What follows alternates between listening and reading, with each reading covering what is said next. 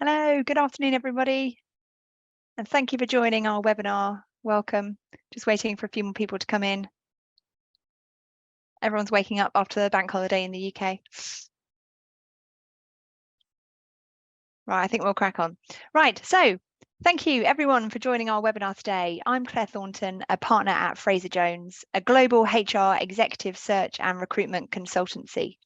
We help HR professionals thrive and empower HR leaders to put people and culture at the heart of their business, creating a more progressive future for everyone. Today, we are so excited to be joined by Cecilia Crosley, founder of From Babies with Love and creator of the How HR Leaders Change the World series. Cecilia helps global chief HR officers to drive successful strategies in their businesses. Our webinar today is all about how your people strategy is contributing to the UN Sustainable Development Goals and delivering your environmental, social and governance results. Thanks so much for joining us, Cecilia. I'll hand over to you. Thank you so much, Claire. Hello, everybody. I'm delighted to be here with you today, and huge thanks to Claire and the team at Fraser Jones for inviting me to join you to talk about how your people strategy is contributing to the UN Sustainable Development Goals. And today we will cover, firstly, why this helps you in the first place, why it helps you, your HR function and your company. What is the point of the work? We will run through the many connections between the work you're already doing and positive social change, and we'll use the framework of ESG, environment, social governance, to do that. And at the end, I'd like to share with you some free resources that you can use to delve deeper, to share with your teams. Lots of great things available online that I'll point you to. And I've got a call to action at the end for you to give you a first look and be the first to see a brand new resource that we're publishing in a couple of weeks' time. And as you're listening today, I think it would be great just to, in the back of your mind, have the thought of what's just one action, just one thing that I could do following on from this webinar to begin to implement this lens, this thinking, some action into the work of my HR team. So keep that in the back of your minds as we go through. To introduce myself, I'm Cecilia Crosley. I'm the founder of a social enterprise called From Babies with Love. We believe that every child should be safe and loved and learning. And we provide employee engagement gift services to global HR functions and donate 100% of our profit from that to support 45,000 children so far towards achieving that vision. As you can imagine, we have a lot of work left to do, but onwards we go. And I suppose I tell you that bit of our story and our journey because it was in serving so many pioneering HR professionals around the world with those gift services that we started to learn about the many different ways that everyone in HR is driving positive social and environmental change. And I think, if I'm completely honest with you, when I started seeing those connections, I felt really quite shy because I think probably I was the only person in the whole world that called HR professionals change makers. I just don't think that was in the vocabulary of the profession. Arguably still isn't, but it absolutely should be. And so, I just sat behind my computer and powered on. But when the pandemic came, I have no doubt that you were working on the health and well-being of your workforce during the pandemic. And Sustainable Development Goal 3 is literally called health and well-being. So I just thought, well, that was screaming at me from LinkedIn, direct line, HR having a massive impact towards that goal. And I thought, you know what, I can't just sit here quietly anymore. Somebody's got to bring this perspective and this lens to the profession. Because it's incredibly rewarding. That's me, and that's how we came to create the How HR Leaders Change the World platform. We share the visions and successes of pioneering CHROs from around the world on this topic of how your existing commercial HR work is at the same time creating positive change. Two sides of the same coin. It's happening already in your own work and across your HR team. And that podcast has been so successful that it led us to create a series of events, and there's more to come. It's super exciting. But it's the knowledge from those CHROs that I would like to share, to summarise and share with you today. As I mentioned, we'll do that within the structure of ESG, because if we go through the 17 Sustainable Development Goals one by one, we will be here all afternoon. So let me show you. Oh gosh, now oh, there we go. Good. I thought that wasn't working. This is how HR leaders change the world that I mentioned to you. You can get the podcast wherever you listen to your podcasts. We have the CHRO from Kantar APAC today, brand new episode that landed today. And yes, here are the 17 Sustainable Development Goals. I just wanted to show you briefly. You can Google this, have it as your screensaver, print it out, stick it on your desk. In all their multicolored glory, but we'll use the framework of ESG, as I mentioned, and just in case there's anybody listening that hasn't come across ESG before, it stands for Environment, Social and Governance, and it's a framework often used or commonly used by investors to analyse a company's performance. It came from, in particular, where companies are listed, and is part of the reporting requirements of listed companies. So that's what we'll do in the body of the session today. But before we dive into the E, the S and the G, I'd like to just go back and say, well, why is it useful to do this? How is it going to benefit you and your HR team? And here I would like to use or to refer to this framework created by Bain, the consultancy companies. And again, you can Google this, don't worry about screenshotting it or anything. There's loads of different versions of it available online. If you just Google Bain elements of value, it will come up. It may look quite familiar to you because it kind of mimics Maslow's hierarchy of needs, which you may have come across in its triangle presentation. And it's a diagram that talks about how we deliver value. And that can be anything and anyone. It could be us choosing to buy something. It could be you delivering a service or a solution to somebody. And the principle is that as you move up the triangle, the higher the value that you're delivering and the greater the perception of the value that you're offering. So just to quickly talk through it, at the bottom, you've got functional value, saves you time, saves you money. Great, we all want that, but it's the kind of base level of value. Then you've got an emotional value where you are rewarding somebody, you're connecting with them in some way. That has a perception of higher value. From there, in this diagram, it's called life-changing value. I think of it as inspirational value, where you're really driving somebody and creating bigger opportunity, moving them forwards. That, again, is even higher value. And right at the top, you've got this kind of transformational value where, our higher sense of self-actualization, where we are also helping somebody else, is how I would describe that. Social impact value, as Bain describes it. So you can see that as you move up, the levels of value get higher and higher.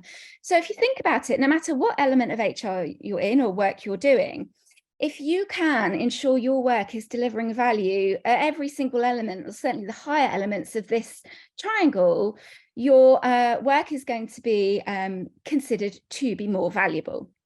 And that, of course, helps you in winning more allies, getting more business cases signed off, getting more budget, more resource, all of which I'm sure helps you achieve your goals.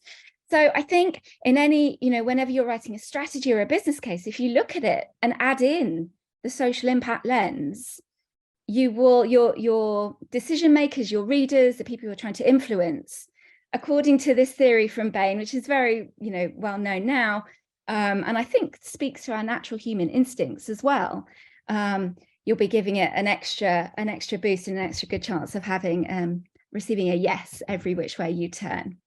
So I hope that is a useful way to think about why framing the work of HR within the context of ESG or the Sustainable Development Goals is such a useful thing to do. And I often say to people, when you've had a chance to think about your own work within the language of social change, go and show it to, you know, your whole HR team, certainly your ESG committee or your CSR committee, if you have one. They are absolutely stakeholders and will love it. Probably your CEO, particularly if they've just come out of, you know, Davos and made some fabulous LinkedIn post about how they're going to change the world. They'll love you for operationalizing that. So that's what I mean about the kind of allies that are stakeholders to the work you're already doing and may not have thought about it in the context of how it's contributing to their purpose or impact or values-led objectives. So that's the why. Now the what. Let's dive in to the Sustainable Development Goals. And I'm going to have to keep my eye on the clock because I could talk for hours on this topic. So let's start with the E, environment. I have had to pick a few things because there's no way we could cover it all. So within the E, I'd like to talk about skills and talent planning. I'd like to talk about hybrid working. And believe it or not, I'd like to talk about food. I thought some of you might be having your lunch whilst listening, so I hope that will be highly relevant. So first of all, skills and talent planning. What has that got to do with the Sustainable Development Goals? Well, as I just mentioned, and I'm sure you've seen, and maybe it's true for your own company, there are many, many senior leaders that make significant announcements and set brilliant targets around, for example, net zero goals. I'd just like to say that it doesn't have to be net zero. Life is, of course, more complex than just net zero, but that's, I think, a really common one that we've probably all seen. And of course, that's fantastic, but how is that going to happen? How is your company going to achieve its, say, net zero target? None of it will happen without people, so immediately it involves you. And none of it will happen without the skills, the right skills and right talent that you need. And some of that is likely to be new skill sets or different skill sets and different ways of working. You may be upskilling, you may be reskilling, you may be recruiting.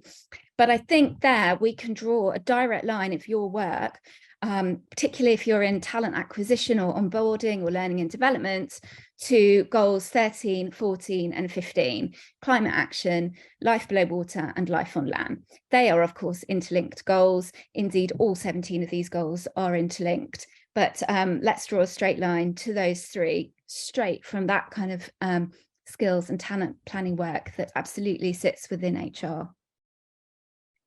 Turning then to hybrid working, of course, so pertinent at the moment because of the changes fast forwarded by the pandemic in the ways that we work and where we work. Here I'd like to share the example shared by one of the HR leaders on the podcast and at our conference last year, actually, of a new office that had been built for the flagship headquarters of, it was a large insurance company. And they very much looked at it from the lens of what the workforce needed in terms of space to work, what the community needed in terms of the role of that office within its broader physical environment and social environment, and the resource use of that building, from water to energy to, you know, whichever form of utility perhaps. And all of that, without a shadow of a doubt, contributes to Sustainable Goal 11, sustainable cities and communities, because, of course, so many of our cities are, huge swathes of them are made up of our offices. So if ever you're working with, say, facilities or procurement or colleagues to think about how to create space for your people to thrive, you're contributing to SDG 11. And I heard just last week a wonderful anecdote of a HR leader who said, I want to transform our offices so that they are like churches. A church might get used as a church in the day, but in the evening, when there isn't a service or something else, for example, there's a community group using that space. The scouts go in, the knitting circle goes in, I don't know, I'm making it up. But I thought, what a lovely phrase to think about space and how we contribute to making best use of it. For our people and for, you know, everything else that building impacts. So I love those examples. But I've got another one for you, because many of you may not be working on a brand new office, like a massive build right now. So I thought, let me think of something smaller to share as well.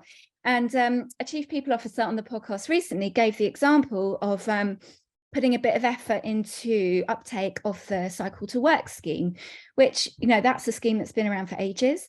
But now that there are changes in people's commuting patterns because of hybrid working and the increase in flexible working, perhaps there's opportunity to think about, again, where your colleagues work, and then where they are commuting, how they're getting to work, and how that travel impacts the goals. Turn to food. Where do your colleagues eat? And what do they eat? There's probably crossovers here with your teams in procurement in organising some of that. Things like team days or town hall meetings might firmly sit within your remit. You know, what elements of this goal, targets within Sustainable Development Goal 2, Zero Hunger, relate to our global agricultural systems and the choices we make in what we eat and the environmental impacts that has. So it could be through your canteen, which may be sourced to an outsourced provider, but there's conversations to be had there. Could be in those town hall days or team events that you may be helping organise. But there's, you know, we all eat while we're at work. So very much a people related activity. And, you know, many elements of this goal are related to severe malnutrition and the most vulnerable groups in our society. So you may be surprised that I've mentioned this goal today. But I thought to ask this question because I thought to myself, I wonder how many people in any company, in any role, actually know the answer to it. And the question is, do you know what percentage of your workforce access a food bank every week? I don't think there's an HR system out there that measures that. I think if anybody did, it would be a number that was probably shocking across a lot of companies. So I just wanted to give that as an example of, even where you might think that these goals relate to the poorest people in the world, the people in the hardest situations, the world's toughest places, these goals are for everybody and they relate to everybody. And there may well be people in your immediate community that are impacted by your HR work and people strategies in different ways when you apply the lens of these goals. There's more to say, but I'm going to move on to the S. Now, where I've seen a growth in this conversation in the HR profession and other forums and platforms and news articles and what have you, a lot has been on the S. Personally, as you can see, I don't know why anyone would ignore the E and the G, but just to say there is a wealth of HR work contributing to the S. So again, I've had to just pick 3 areas for the sake of time. Let me do a time check. Yeah. So I've chosen recruitment, health and well-being, and reduced inequalities. So to touch on recruitment, if you think about work that you're probably doing, say, around an apprenticeship program or any pre-employability learning programs that you have, perhaps as part of an inclusive recruitment strategy, whether or not you use the phrase social mobility within your HR function or at work, there will be strands of your recruitment strategies that are contributing in particular to 2 of the goals. The first one is no poverty, because one of the surest ways out of poverty is to have a job. And that applies to everybody in the world. That's not just the people in the world's poorest countries. So, you know, any company is creating employment, any successful company, and that's fantastic. And there are sub-targets within this goal, within Goal 1, about how companies can ensure non-discriminatory, pro-poor, and gender-sensitive recruitment practices. Poverty is not gender balanced. Poverty is greater amongst women. So I expect there are many, many elements within your recruitment practices that are contributing to goal 1 and goal 4, quality education. Much of that is around primary education, ensuring literacy and nursery around the world, but it's also about vocational skills training. So again, those different routes to employment that your company creates for all sorts of different people will be contributing to goal 4. Health and well-being, I mean, there it is in all its green glory, sustainable development goal 3, the well-being professionals amongst us here today. You've literally got your job title in the goals themselves. And this is, as I said, with the example of the pandemic, where I just thought this is so important, and there's so much opportunity that we need everyone in HR to see themselves as a change maker. But to touch on more HR work that is contributing to this goal, any of you responsible for your health insurance benefits, particularly in countries, if you're doing global benefits, in countries where there isn't a national health system, you're making a significant contribution. And indeed, any other health related benefits. Any of you helping looking after, say, mental health first aiders or other mental health programs. Elements of this goal specifically relate to, for example, substance abuse. Also family planning is within this goal. So any of you looking after your family friendly workplace policies and practices, you're impacting this goal. I hope that gives you an idea of the breadth, of I'm sure there's many more that you can think of. Stick them in the chat for later. The whole list we could come up with, I think, is really significant for Sustainable Development Goal 3. And reduced inequalities. Of course, this relates to any of your colleagues, any of your team working on any element of diversity, equity and inclusion. Sustainable Development Goal 10, that's reduced inequalities there. And then you've got Goal 5, which is gender equality. Any of you that are required to do gender pay gap reporting, and whether you are or not, whether you're trying to create gender balance at your company, you are contributing to those goals.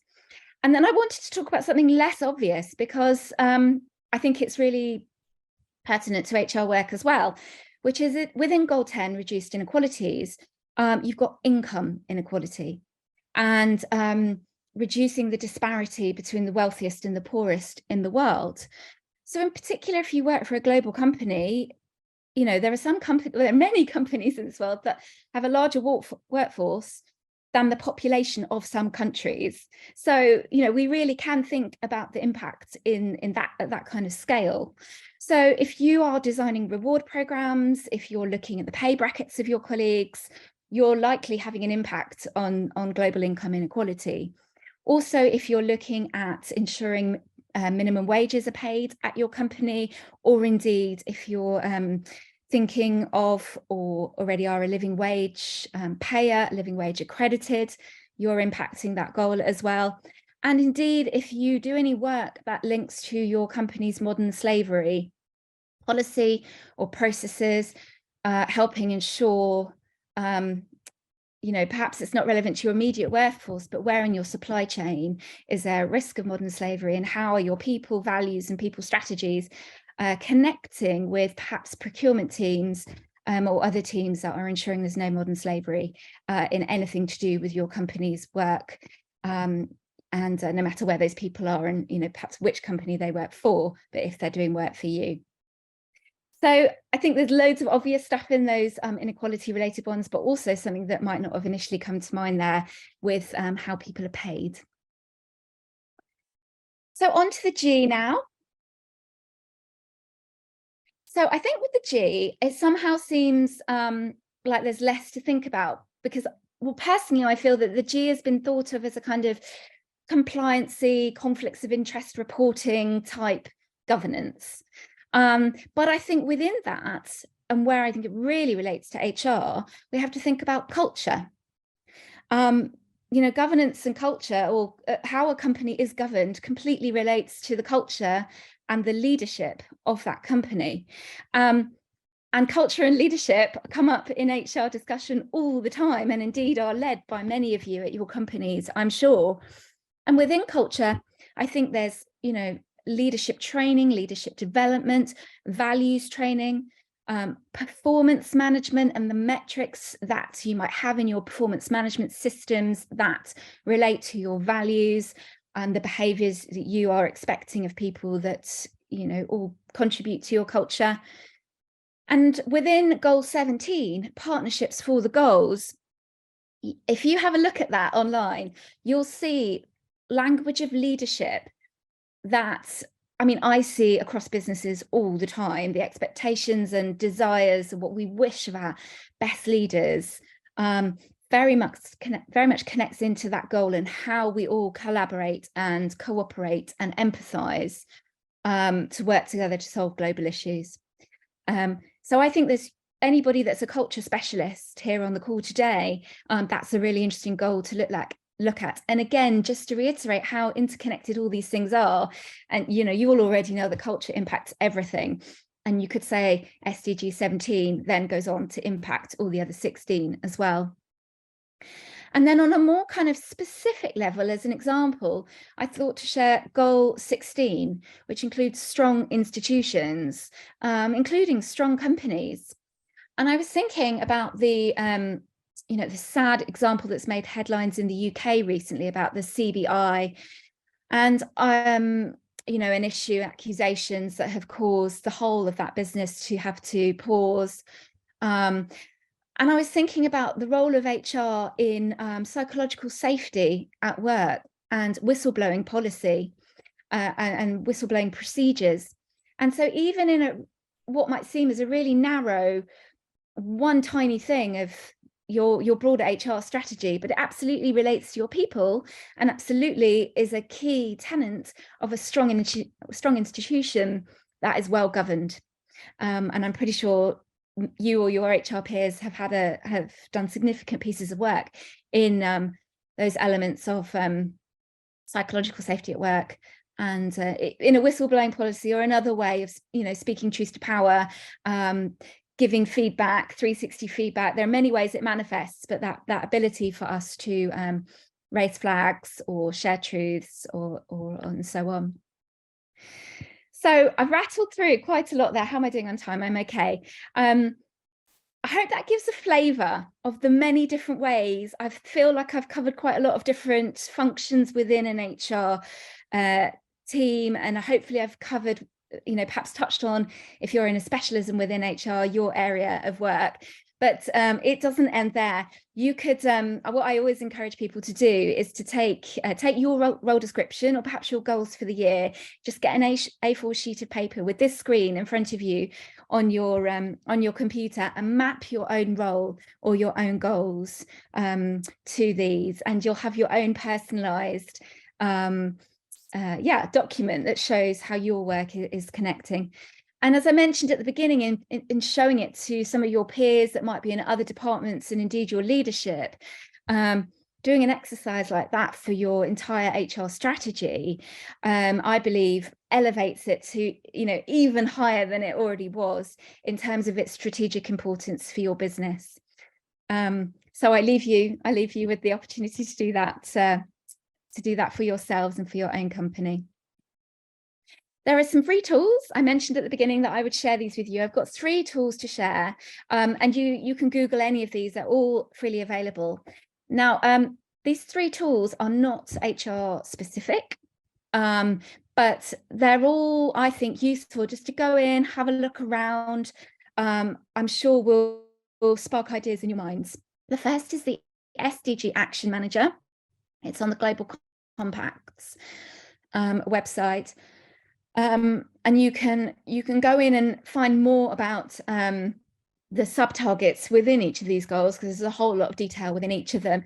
And again, helping with that mapping of, well, what am I doing now and what could I do next? And perhaps put some structure around any plans you might want to put in place. The next one is the B Impact Assessment. Now, this comes from the B Corp movement, which has been around for a little while now, but in the grand scheme of things is relatively new. And it's a certification program where your company can apply to become B Corp, and that is a mark of your environmental and social standards of the production of your goods and services. There are quite sort of famous companies that are B Corps now, like Danone, to give an example of a huge one. Also ones like let me think, like Emma Bridgewater, those lovely mugs and teapots, that's a B Corp, for example. But there's lots of household names that are B Corps. So that's fantastic. But this B Impact Assessment tool is free and anyone can use it, including in HR. And you can go in and it invites you to see some of the criteria of what receiving the accreditation are. So you can, again, it could trigger some thoughts, some questions, some discussion topics for your team on, well, here's an example of something that, you know, super pioneering, brilliant companies are doing.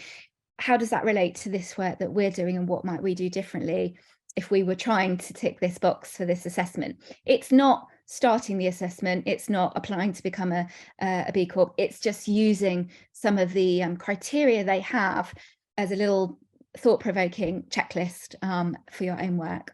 So that's that one on the B Corp website. And this one is Boardroom 2030. And here, this could be useful if, like, say you do that mapping exercise and you want to take it to your leadership, and also want to encourage them to do the same with their own work if they haven't thought about the goals for the entire business through the lens of the SDGs before. This website could help you help them think about how their leadership might evolve and what they want their board function or C-suite function to look like in the future. And again, it's completely free, and it helps you think about the world we want in the next, well, it's 2030 we're meant to achieve the SDGs, so it's not even 10 years time. But you can, go in there and use it as a planning resource. So those are free tools that are available for anybody to use, and they don't specifically relate to HR. But I've got one for you that's coming that is specifically for yourselves. And that is our very own HR to UN SDGs mapping tool that we are publishing in 2 weeks' time. So it's a free digital tool where you will be able to zoom in and out of each of the 17 SDGs. And just like I've done today, but in your own time and, you know, with more time, go in and see examples of how that particular goal relates to HR. And you'll be able to hear some snippets from some of the chief people officers and CHROs that have been our guests as part of how HR leaders change the world. And then it will take you through to their specific podcast episodes if you want the next level of information for that particular goal. So to be the first to receive this tool, I would like to invite you to come and join the How HR Leaders Change the World community. We'll put this link here in the chat so that you can just click on and join. It's a completely free community, and you'll get an email in your inbox every Tuesday morning. So you'll be the first to hear about the new podcast episodes, see who the new guests are, and be the first to get out additional free resources like the new map that's coming. So please do come and join us. It's a community of HR change makers. The people involved are just so inspiring and so pioneering, and they are at the forefront of this cutting edge topic in HR. And we would love you to come and join us. And so we've now got a good chunk of time. How am I doing? Yes, we're okay. For any questions and to have a discussion as part of the webinar. I hope that canter through the SDGs was useful and interesting, inspired some new thoughts and questions in your mind. And as I say, just please do keep that one thing that might have come to your mind while you were listening. Please do pop it on your to-do list for this week. Even if it's a tiny small thing, one step will keep everything moving and take you hopefully to opening new doors that you may not have had the chance to walk through before. Brilliant. Thank you so much, Cecilia. That was fantastic. Right, I've had a few questions come in, so if you've got any others, please pop them in the Q&A box, and we'll try and get as many answered as possible. And you might get a bit of extra free time back if we finish a bit early, which would be nice for everyone. Firstly, this one seems pretty apt given that we are in the world of recruitment. So what steps, Cecilia, do you think that we can take to build ESG into a recruitment process? That's a huge question. I love it. Thank you so much to whoever asked that. So I would start with a mapping exercise, absolutely, because there are a lot of, it touches every element of ESG and there's a lot to it. So I think some prioritization would be pragmatic, but to see the whole picture first and therefore know how to prioritize for your specific company would make sense. So if you or an HR colleague are not already on your company's ESG committee, I would try and get on it.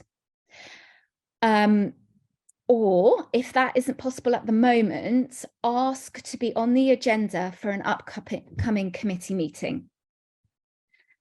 At that meeting, I recommend doing a mapping exercise like the one I've been talking about today with your ESG colleagues. If you don't have an ESG committee, perhaps you have something like a CSR committee, or perhaps you have a sustainability committee or a sustainability colleague. So perhaps this is just a team meeting with those people. If it's not the ESG committee, it depends. If you're a listed PLC, you'll have a big quarterly thing, or if you're a smaller company, it might look slightly different. But whoever those people are that might have ESG related goals, infiltrate their world and then engage them through the mapping exercise to give them the perspective of all the work that you're already doing that they may have not thought about yet. And then when you've got that map of all the connections that are relevant for your company, there will probably be some HR goals that you've got that are, stretch goals, targets for the future.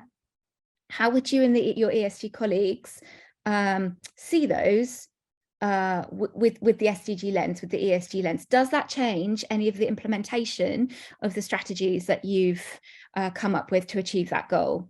I think that would leave you with an action plan that will probably have some immediate steps, probably some 3-year, probably 5, if not longer year stages of the work. I think that would be a structured approach to what is a very big topic, because thinking about recruitment, you've got all the potential new roles that didn't even used to exist before, that the skills of which your company might need, and they might not need them all today. So again, that might be over time. And then you've got the inclusive recruitment angle that goes into the S. And then recruitment, of course, relates to who are you recruiting and why, in terms of your culture and your governance. Well, let me tell you one thing that I think would be amazing. I don't think this is going to happen overnight. I was just thinking there about the cultural element of the G and how that drives who you recruit and why, and how they feel when they join. I think a wonderful thing to do, perhaps this is slightly more onboarding than the acquisition element of recruitment, but when a colleague joins and they're doing, for the various onboarding activities that you might design for them, could one of those be taking their own role and mapping them to the goals, or thinking about them in ESG? And imagine if everyone in the world did that. Don't you think maybe we would hit the goals for 2030? And in a similar vein, in every single post, job pack, job spec that you're writing or putting out and recruiting for, could you add in a one line that says, this role will be contributing to SDG X, Y, and Z?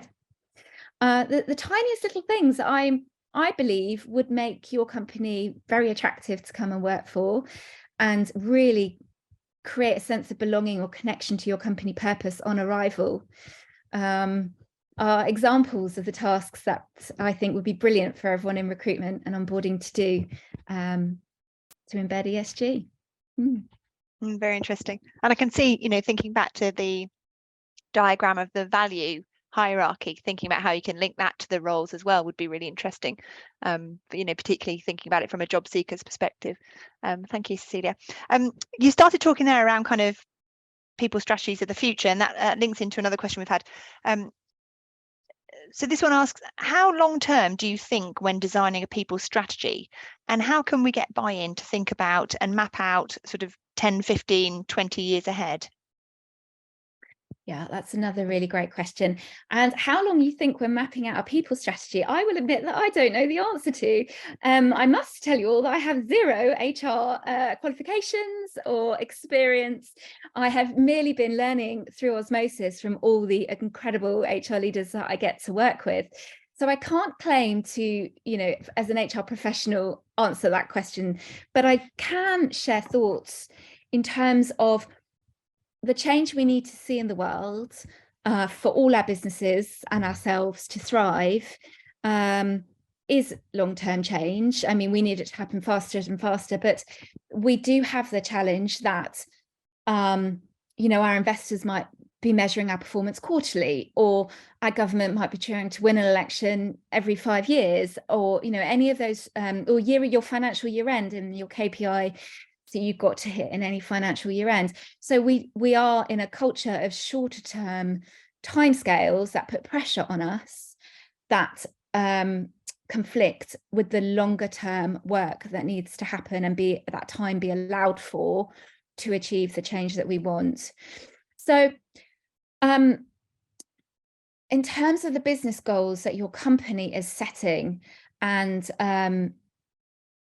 encouraging people strategy to be long-term, to mirror that. I've heard quite a lot of CHROs talk about the customers of the future and creating or using phrases like business sustainability. And who are your customers of tomorrow? They're also your employees of tomorrow. Are they going to be able to afford to buy your products? Are you going to be able to make your products at the same costs that you currently do? Or say, is the price of sugar going to go up 10 times due to drought, and therefore one of your fundamental ingredients, if you're a fizzy drink company or something, completely changed? So I expect you will find other people in the business who are thinking longer term with that customer and supplier hat on, that will be your allies in then, they will want you to design your people strategy to match all of that they're thinking about. So perhaps finding who they are and connecting with them would be a really useful group to meet occasionally, and find the business imperatives that they are working on that creates a business case for you for a long-term people strategy that then enables that. But who they are will be slightly different in every single company, but customers in 10 years' time will be on someone's to-do list somewhere. And there's no, if that's in a business case, then, that's surely going to get looked at. That's so interesting, isn't it, to think that far ahead? Yeah, completely agree. Thank you. Okay, there's a question here around leadership performance. So have you introduced ESG objectives into your leadership performance measurement? And do you have any recommendations on how best to do this? So we are a small company and we haven't done anything quite so sophisticated, but I do know lots of big companies that have started to do this.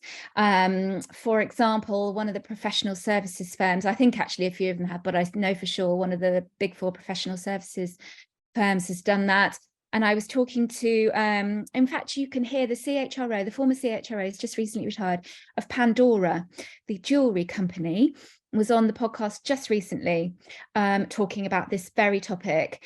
And here's a great example for me to share, actually, so that you're learning from your direct peers. But let me paraphrase that. He was describing how ESG related metrics are absolutely in Pandora's performance management system. That was part of a turnaround program that he put in place over the last 5 years or so. He speaks freely about all of that. I'm not sharing anything that's not publicly available.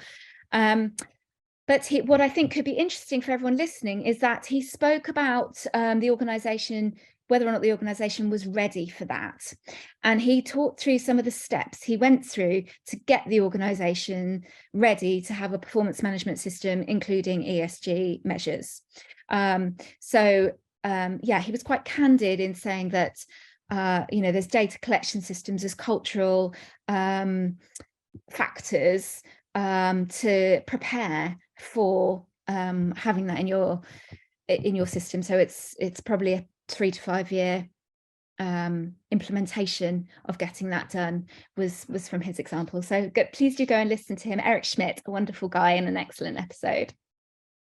Brilliant, thank you so much.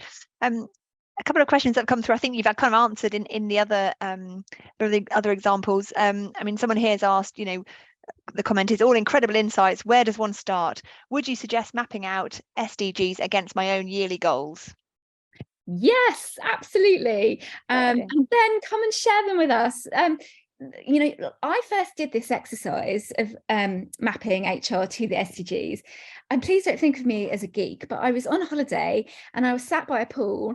And I think it was just because I didn't have my laptop and my emails and everybody blah, blah, blah. I mean, you know how it is with your head, just having a smidge of space for creative thinking.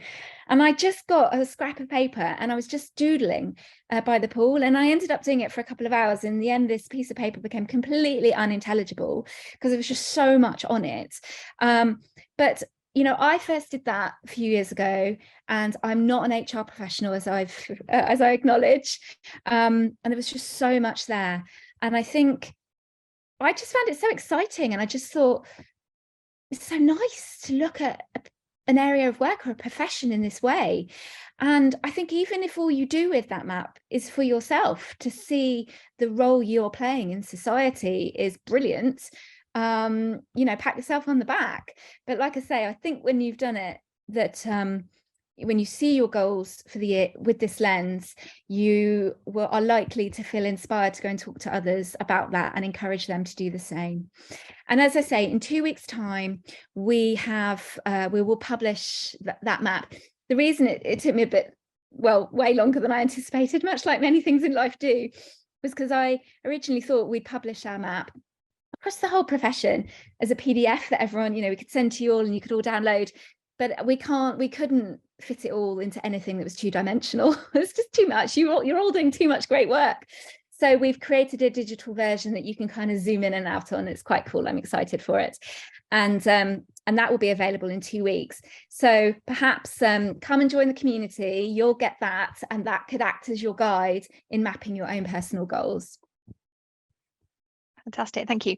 Right, we've got 2 questions left. So firstly, how do point 13 and point 14 sort of relate, and how can they be taken care of by a HR professional? So just a bit more sort of depth on those numbers. So number 13 and 14. Yes. So that's climate action and life underwater. I haven't got them in front of me now. I nearly know them all off by heart. So 14 is either life on land and life underwater, but those two are completely connected. Anyone that watched David Attenborough's Wild Isles recently will know what I mean about that. And the health of both water and land ecosystems, of course, is going to be driven by how we manage climate change. So the examples I spoke about earlier were the skills and talent you need to deliver any goals your business has set relating to net zero. So perhaps, not to repeat myself on that example, if your business hasn't set any objectives around the health of the planet that your business operates in, perhaps you could encourage the business to do that in your leadership training or any other types of values related development work that you do across your whole workforce. What a wonderful discussion point to have about how does the purpose of your business and the products and services that your business is creating impacts the climate and life on land and life underwater, and how can the people in your business work to reduce the negative impacts and increase the positive ones. But I imagine that quite a lot of you listening, your companies may have some goals in those areas that are already publicly in your annual report or on your website or what have you. And so there it's about operationalizing that, because of course with anything, none of those goals will be achieved without the people driving them. So how are those goals embedded through your goal setting processes, through all levels of management, through to onboarding and even your job specs, as we were just talking about in recruitment, so that everybody plays a part in achieving those and they're truly operationalized across all functions and processes in the business. With the E, we also spoke about use of office.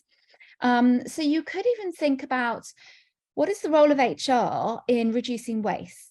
Do you think of that as entirely facilities or procurement? But it all relates to people. It's the people creating the waste, and people are your domain. So are there any new conversations or initiatives that you could put in place that would impact goals 13, 14, 15? Also goal 6, clean water, that also includes reduction of water waste. Food waste, we touched on food actually with this goal as well as what the food is, how much gets wasted, what can be done with it. It's your people eating the food and cooking the food and all the rest of it. So very much a human HR activity is eating. So there are seemingly small things that people are doing day to day without perhaps putting into a strategy or thinking about, that impact goals 13 and 14. Great, thank you. Okay, so we've got time for one more question, and this might be a rallying end to our webinar. So in a very dynamic company with lots of change, systems and products, and anxiety for employees, how do we motivate them to do concrete additional ESG actions? So how do we get things done? Yeah, great question, and absolutely recognise the fast-paced and challenging world that we're all living in, with curveballs being thrown at us all the time from external factors that we can't control. And I think, you know, part of this is this work is acknowledging that that's the world we live in, and it's probably not going to change if we stay on the trajectory that we're on. We need to have workforces that can be resilient to all that stress and change, because it's going to be more and more. So you could say this is really important because it's how we've all got to work from now on, because it's going to keep happening. So a kind of culture and way of working and agility and resilience piece. But I also would like to advocate that this is not about more work. This is not about adding to workloads. This is about looking at existing work through a new lens that enhances the perceived value of that work. And it probably will lead to new ideas and better ways of working and exciting new things that will make your business even more commercially successful. But that doesn't necessarily mean more. It most likely means smarter. Brilliant. Thank you so much. And a huge thank you to everyone who's joined us today, and particularly to you, Cecilia, for partnering with us. We will be releasing a replay of the webinar so you can rewatch it, and please do share with peers who perhaps couldn't join us today. If you have any questions that we haven't discussed, please feel free to reach out to myself or Cecilia directly. I'll be posting about the event on LinkedIn later on, so we'd love to hear some feedback and comments. So let's get talking on there. And that's it, all for me to say. Thank you so much. Have a great rest of your week, and thank you again.